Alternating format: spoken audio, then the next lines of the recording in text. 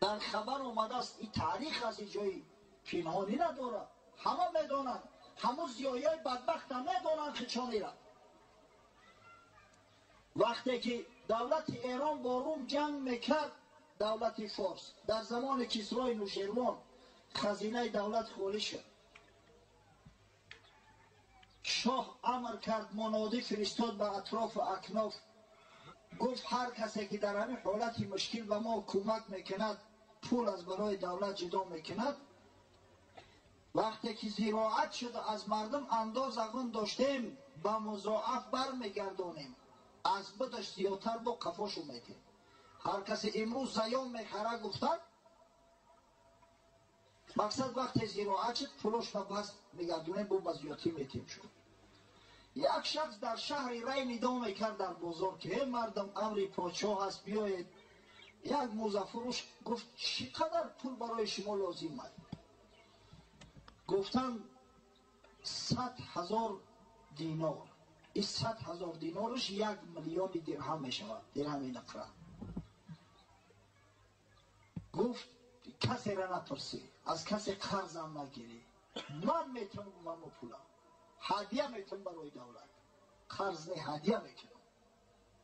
گفتم خیلی بخشش بزرگ است، در عوض چی میخواهی؟ هیچ کس به یگان تمک به کسی چیزی نمیتن. آن که بدهد به امید سودها او خدای است، او خدای است، او خدا.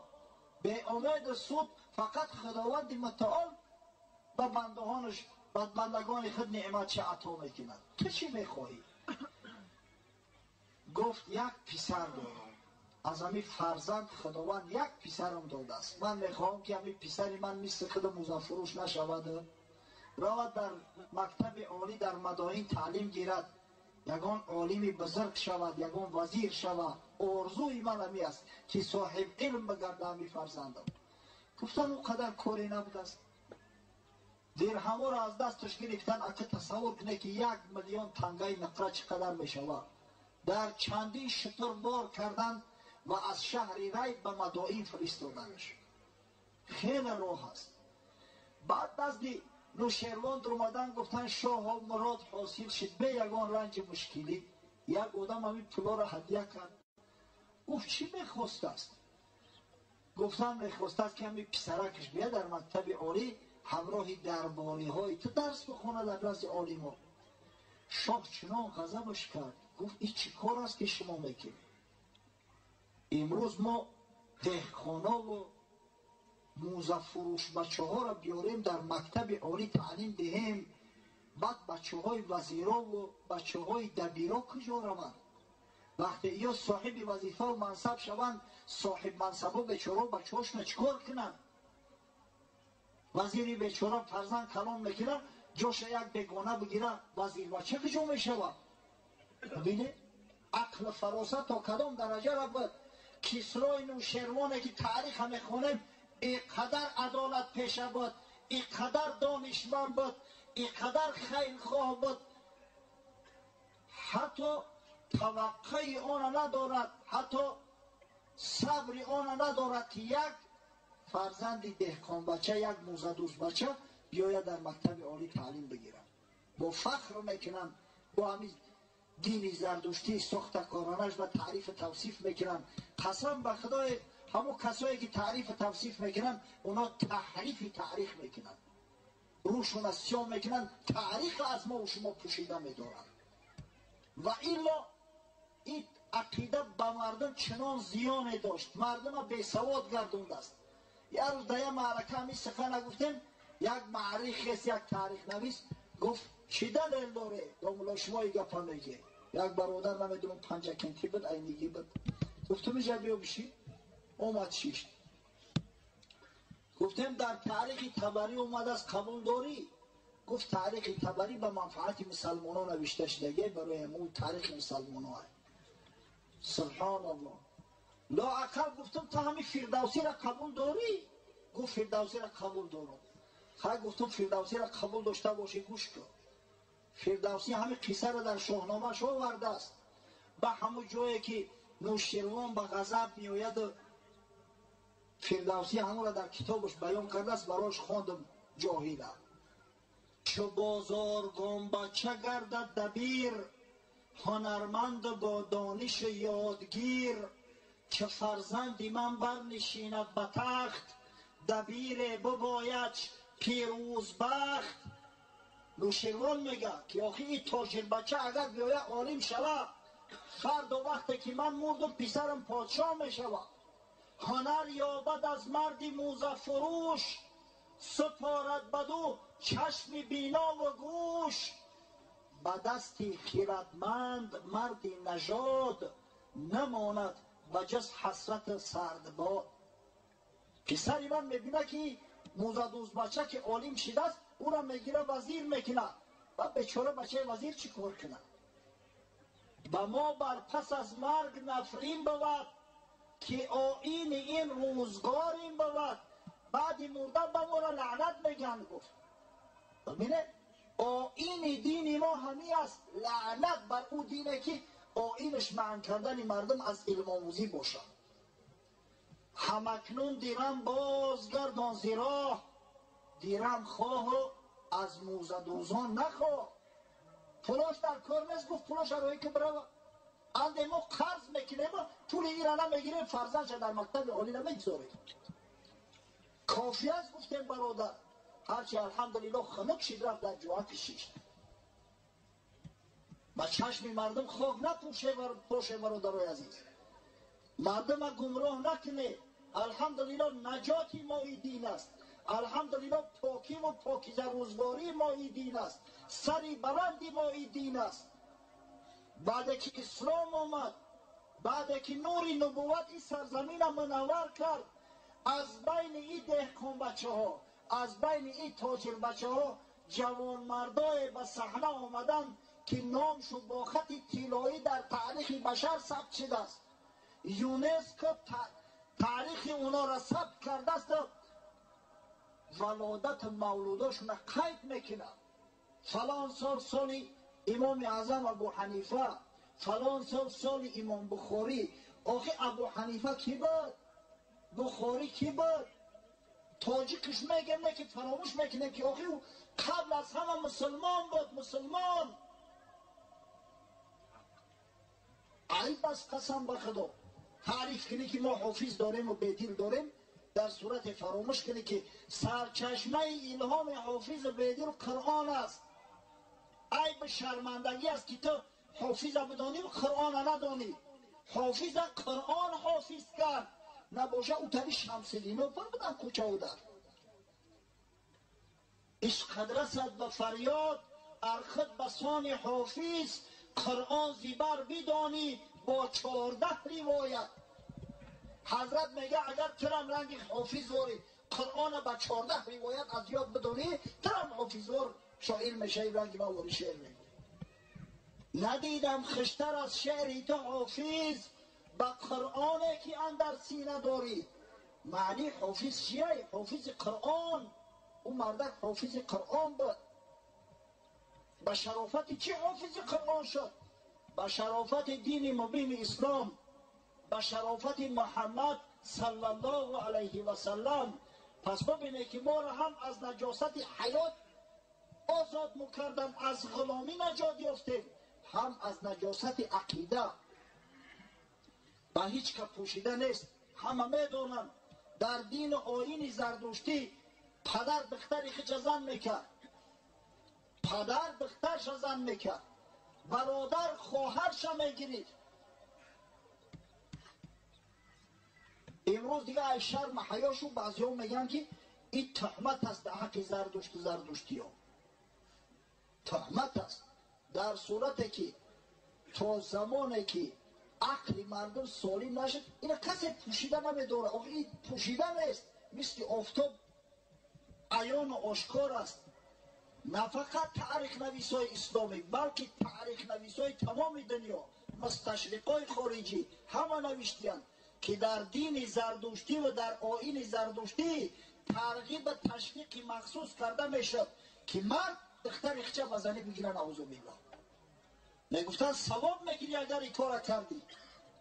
یکی از اما شاههای عجم دارا که اینقدر معروف است در ایواش داریوش و حرامزاده از پدر باباشی دار، پدرش هم پدرشه هم باباش. بهمن فرزند اسفندیار دختر خودش هما را به زنی میگیره. یکی دخترش بود نامش همای، خیرتمند با دانش و پاکرای، پدر در پذیرفتش از نیکویی، بدان دین که خانی ورا پهلوی. یک دختری داشت میگه با نام هما و پدری ملعونش همون را زن کرد گرفت دختری خشرو بود است. به همون دیده که او دین تو زردشتی میگوی دینی زردشتی. همای دلفروز روشنپذیر چنان شد که آبستن آمد زی شاه. ای پدر خودش حامله شد و همون داریوش حرامزاده را تولد کرد. حقیقت باید بگیم آخی چی نقی هست چی شکلی هست. امروز مردم سرزمین ما را با نام بخاری در تمام دنیا میشناسن. حاجی ها میدونن میگن از کجا هستی؟ از تاجیکستان. تاجیکستان از شنیدین نمیدونن، تصورات ندارن. اما وقتی میگوی بخاری میخیزه عرب آغوشت میکنن، دستات هم بوسا میکنن که بخاری در اسلام قدر خدمت کرده است. و خب بخاری ها و مسلم ها و غیره و هاکذا ها همه فرزندای اسلام هستن الحمدلله. پس ما مردم این سرزمین هرگز باید فراموش نکنیم خدمات بزرگی را که حضرت رسول الله صلی الله علیه و سلم از برای این ملت خلق ما انجام داده است. اصلا تاجیک زاده اسلام است. مانع از حفظت او را. یک زمان در این ملک سرزمین شاید بختری ها زندگی میکردن، سوغده ها زندگی میکردن، اما او تاجیک نبودن، اونو را تاجیک نمیگفتن. از زمانی که این خلق با نام تاجیک یاد میشود، از زمانی که این زبان با نام زبان تاجیکی یاد میشود، ما مسلمان بودیم الحمدلله. چرا ما را تاجیک گفتن؟ تازیک یا تاجیک، زیرا که مردم ارمن، مردم ترک که حال صاحب اسلام و مسلمان نبودن ما را مسلمان گفتن. مقصد اینا مسلمان هستن، تازیک هستن، عرب هستن، مسلمان هستن، حتی نام زاده اسلام است. از همه خاطر باید این را فراموش نکنیم. ما الحمدلله افتخارات ملی داریم، افتخارات وطنی داریم، اما ما هرگز فراموش نمیکنیم که ما الحمدلله مسلمان هستیم. ما هرگز فراموش نمیکنیم که ما امت محمد صلی الله علیه و سلم هستیم. شما ببینید برنارد شاو یک متفکر دراماتورگ بزرگ انگلیس است. میگه در همین زمان پارلمان تشکیل کردیانه، آن تشکیل کردیانه، یونسکو تشکیل کردیانه، با سرحساب کار نمی روند. هر روز در یک گوشه جنگ است، در یک گوشه آدم کشی است، فلان دولت با فلان دولت جنگ میکنه. ای مردم میگه شخص مثل محمد صلی الله علیه و سلم از خدا طلب کنه همه تیج میشود. قسم به خدا اگر میگه محمد در همین عصر زندگی میکرد، نه آن در کار بود، نه یونسکو در کار بود، نه دیگر خاک و بلاهاش دنیا را اداره میکرد. و راست هم میگه. ببینید در همون حالتی که همه به هم دیگر بیگانه بودن، الحال قصه را برات آوردیم که قبیله قریش که همه اصلشو از یک پدر و یک مادر است، از یک جد میآیند، هم قبیله و هم خویش هستند، برای گذاشتن یک سنگ تا کدام درجه را دعوا و نزاع کردند. تا کدام درجه را نزاع شو برخاست، چی برسد به دیگر قبیله های عرب و مردم های غیر از قبیل عجم و دیگر که در خون همدیگر تشنه بودند، همدیگر را کشته و مالها را به یغما بردند، توسط یک کلمه لا اله الا الله محمد رسول الله اسلام شدند. چارچوبه لا اله الا الله ده الحمدلله امروز چنان مستحکم شدیم که زنگی، یک زنگی که از افریقا است میبینه برادر تاجیک شه السلام علیکم و رحمت الله. همین مگر افتخار نیست؟ افتخار ای زیاد میشود. سال گذشته در امریکا بودیم، الحمدلله سر لباس ما هم خیلی بداخی از همین سر لباس مسلمان نمیشناسنش اگر به شرط شیم کستون نپوشه و گلستون نبنده میشناسنش که این مسلمان های اکنون ما او مردم نمیشناسیم متاسفانه مردم محلی انوخی اکثریت زنگی ها هست در کوچه های نیویورک میریم کسی میگذره هر مسلمان خواه مرد باشه و خواه زن السلام علیکم و رحمت الله السلام علیکم و رحمت الله و برکاته قسم به خدا دلت آب میخوره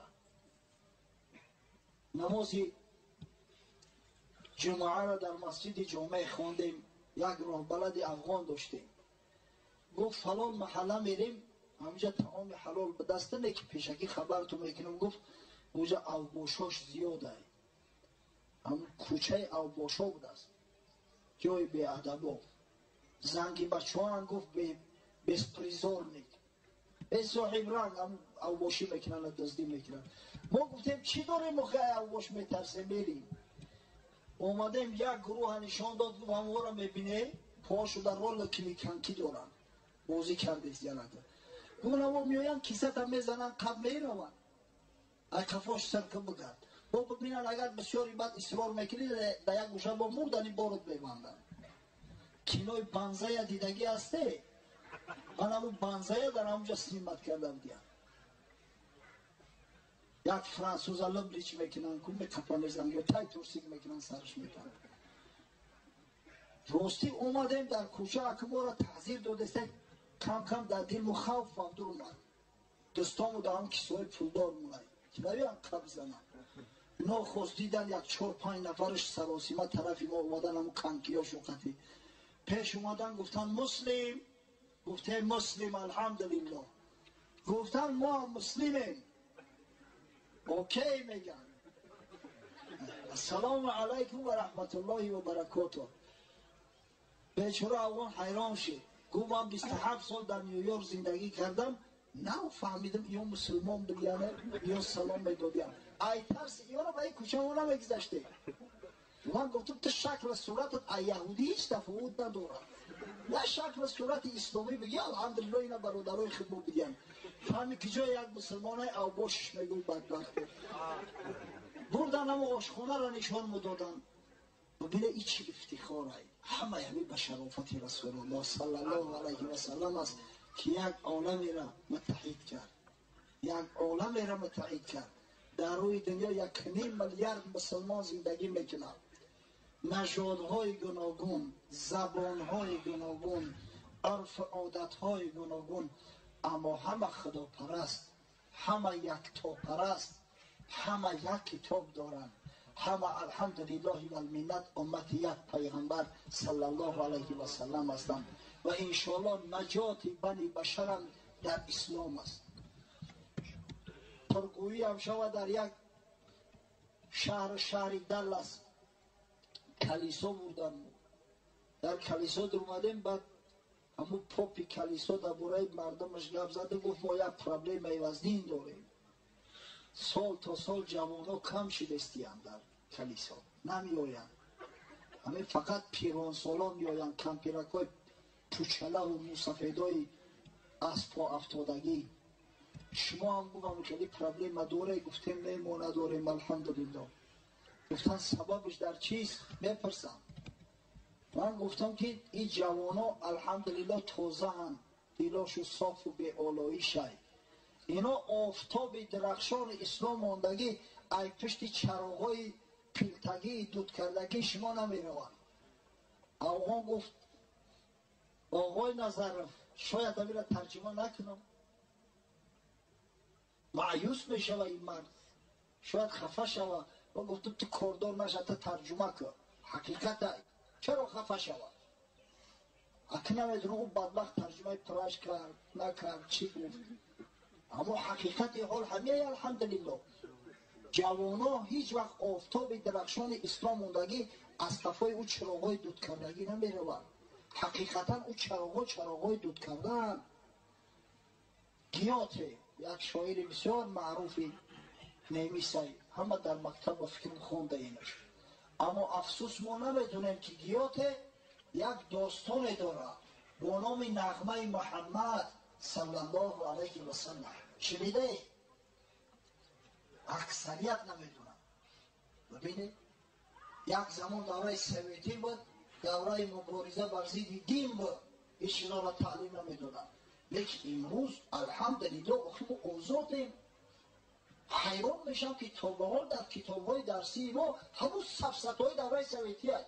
آدمای میمون پیدا شده، سر چارلز داروین خونش بسوزه که همه قانون تنویع نوعیت اختراع کرده است. دیگر تو حاضی همون سفسطه‌ها را نپرتفتیان، حالی هم پخته جان پخته میخونه. آخه همون گیاه تیره نوشته، همون نظم‌هایی که داره در وصف رسول الله صلی الله علیه و سلم، در وصف اسلام، همونا را چاپ کنه چی زور تو میآید. علامه اقبال لاهوری همه امی را ترجمه کرده است. کار علمی شمی شعرهای گیاه تیره است، بیچاره به زبان بهترین زبان فارسی نابخطی ترجمهش کرده است. شما بگیرید در کتاب چاپش کنید، همه جوانا بخونن، انشاءالله محبتشو زیاد میشود. هم محبتشو به همین زبان زیاد میشود، هم محبتشو به این سرزمین زیاد میشود، هم محبتشو به دین اسلام زیاد میشود. برای اون که سخن پوچ نگیم، به دلیل سخن نگفته باشیم، از همین گیاه یک شعرش میخونم در وصف اسلام است. بعد انشاءالله به همین به صحبت خود حسن اختتام بخشم. گیاه میگه بینگر که آب جوی چی مستانه می رود، در خود یگانه از همه بیگانه می رود. ابتدای اسلام ها گفته است که در ابتدا اسلام مثل یک جوبارک بود، در میان همه این بیابانهای بی آب، بیابانهای رگزار و همین آب جوبارک نگه که میگه چه خیلی مستانه می رود، پروای چیزی نداره، پروای کسی نداره، راه مستقیم اختیار کرده است، راست به سوی الله رفته است. در راه او بهار پریخانه آفرید، نرگس دمید، لاله دمید، سمن دمید، گل جلوه داد و گفت یکی پیش ما بایست، خندید غنچه و سری دامان او کشید. در راه میگه در لب جوبار سبزه ها دمیدن، گل ها برمدن، هر کدومش طرف خود جلب میکنه جوباره که جوبار راست نره، ایس بیا ایس میلان که کم طرفی ما بگرد، این دنیا هم زیبایی داره، بسوی دنیا میل که. ناآشنای جلوه فروشان سبز پوش، صحرا برید و سینه کوه و کمر درید.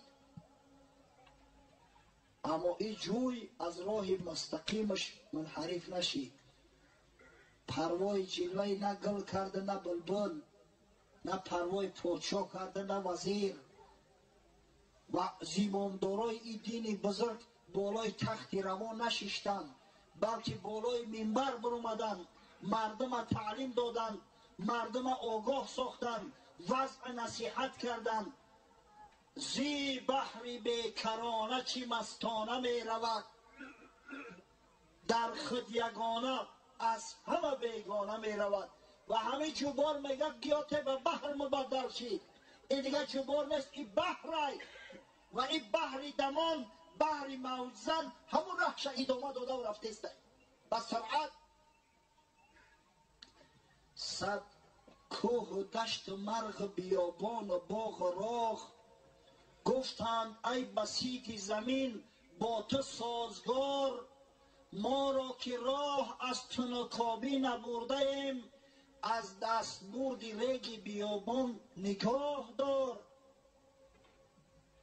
دیگر جوبارها و دیگر کانال‌هایی که آسته بطلاق شده بودند یا که در زیر خاک موندن، التجا کردند که ای بحر صاف و مصفا، ما را در آغوشت بگی که نابود بشه، از دست بردی ریگ بیابان نگه مو بدار که این ریگ بیابان آسته آب را خشک کرده است.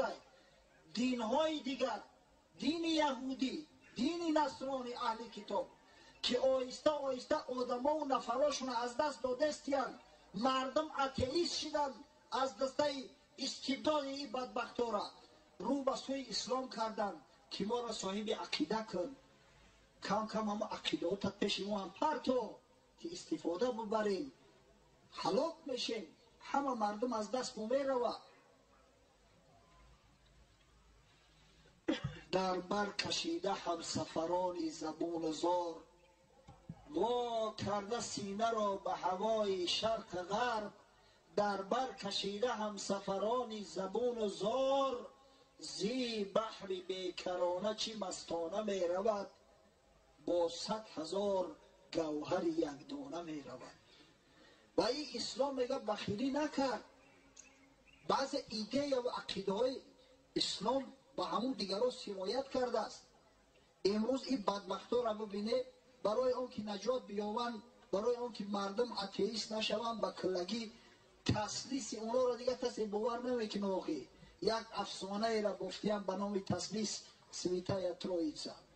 با بعضی تشکیلات های نو کردن با استفاده از عقاید مسلمان ها، مثل سویده تلیچرست و ایگاوا که اون نه صلیب قبول داره نه سویتای ترویتسا را قبول داره. از عقیده های مسلمان ها عبرت گرفته و موافق همه عمل کرده استیم. پس این اسلام سزاوار تمام چیز است. الحمدلله من یقین دارم که عاقبت تمام دنیا اسلام است، مسلمان است، مسلمانی است. و اگر ما امروز چند با سنت پاک حبیب خدا محمد صلی الله علیه و سلم بزنیم، هرچی که او حضرت برای ما آورده است به دست بگیریم، از هر کاری که ما را نهی کرده است نفس های خودمون باز بداریم، همون سیادت و قیادتی را که خدای تعالی از برای پیشگذشته های ما، از برای قرون مشهود و خیر و امثال اونا که مدت 6-7 عصر در تمام تاریخ بشر عالمتر، با تمدنتر، صاحب فراستتر، آبادتر از ممالک اسلامی یگان مملکت در روی دنیا نبود. انشاءالله همه سیادت و قیادت خدای تعالی باز برای ما ارزانی می‌دارد و انشاءالله ما امید داریم از این. زیرا که وقتی که مسجدها را می‌بینیم، زیرا محفل‌ها را می‌بینیم که اکثر جوانای تشکیل میکنن که چشماشو می‌درخشه، چشما می‌درخشه. همین درخشیدن چشم اشاره به زیرکی آدم میکنه، اشاره به اون میکنه که انشاءالله در همه قلبش سخن اثر کرده است. پس ما از رحمت خدای بزرگ هرگز ناامید نیستیم. ناامید شدن از رحمت پروردگار کفر است، همچنانه که نترسیدن از غضب خدا کفر است. از همین خاطر دعا میکنم که پروردگار صحبت مون معاصر بگردونه و پروردگار چنین صحبت نشست‌های را که باعث بیدار شدن شعور مسلمانان، باعث کشاده شدن چشمای مسلمانان، باعث درخشیدن چشمای جوانان میگردد در جامعه زیاد گرداند و پروردگار مساعدت فرماید که ما قهرمانای این ملت شناسیم، قهرمانای این ملت دانیم. تا زمانی که ما از قهرمانای خارجی عبرت میگیریم، برای ما را کومیر مردم خارج هستند، هیچ وقت ما نجات نمیابیم. پس جای الکساندر نفسکی بگذار که جوانای ما از خالد ابن ولید آگاه شوند، جای دمیتری تانسکای بگذار که جوانای ما قعقا ابن عمر شناس شوند، جای نمیدونم الکساندر ها و نیکلای ها این مردم بخوانند که الحمدلله ما عمرها داشتیم، ابوبکرها داشتیم، عثمان ها داشتیم، علی ها داشتیم. مردم دنیا با بزرگای ما افتخار میکنن. افسوس صد افسوس که ما خود ما غافل هستیم. خدایا خداوند عاقبت کارمون به خیر انجام ده. پروردگارا این مجالس خیر مجالس با تأثیر گردان، نه از اون مجلس هایی که تأثیری ندارن بعدی خود چیز باقی نمیگذارن. خدایا خداوند مساعدت فرما که توسط دعوت تبلیغ، توسط امر به معروف و نهی از منکر مردم چی بدن دین بزرگ اسلام درک کنند و پروردگارا توسط کوشش سعی تلاش جوان مردا اسلام عزیز در سراسر عالم منتشر گردان. خدایا خداوندا او برادرای را که سببگار گذرانیدن چنین مجلس ها می شوند، سببگار آن می گردند که الحمدلله واعظان و قاریان آمده و در حضور اهل دیار، در حضور مسلمانای دیار نشسته و صحبت از خدا و از پیغمبر و از بزرگان دین مبین اسلام میکنند. و شخصایی که سعی تلاش به این کار انجام میدهند، فرد و روز قیامت پروردگارا همراه پیامبرانت، همراه صدیقان، همراه شهدا، همراه صالحین و همراه محبانشان حشر گردان. ربنا افتح بیننا و بین قومنا بالحق و انت خیر الفاتحین برحمتك یا ارحم الراحمین. الحال بلندگویی که در دستی حضرت استاد داملا سید بیگ میدهیم و انشاءالله ای فیض صحبتش بهره‌ور میشویم. خواهش میکنم برادرها آرام بشید. ببینید خدای تعالی برای ما چه امکاناتی را فراهم آورده است. هوا گرم نیست، آفتاب نیست، بون یکنه که آفتاب هم پوشیده است که در تای آفتاب آب و عرق در گم نشین. از همین خاطر خواهش میکنم هر روز این خیلی شرایط امکانات برای ما میسر نمیگرده. انشاءالله اینجا دامله ها ششتگیان به نوبت کم کم صحبت میکنن، از صحبت چو فیض میبریم. همین تمام عمر ما با بیهودگویی و بیهوده گفتاری و بیهوده رفتاری میگذره. همین یک روز به خاطر خدا، به خاطر شنیدن کلام حق اگر صرف کنیم انشاءالله هیچ گم نمیشود. و آخر دعوانا الحمدلله رب العالمین.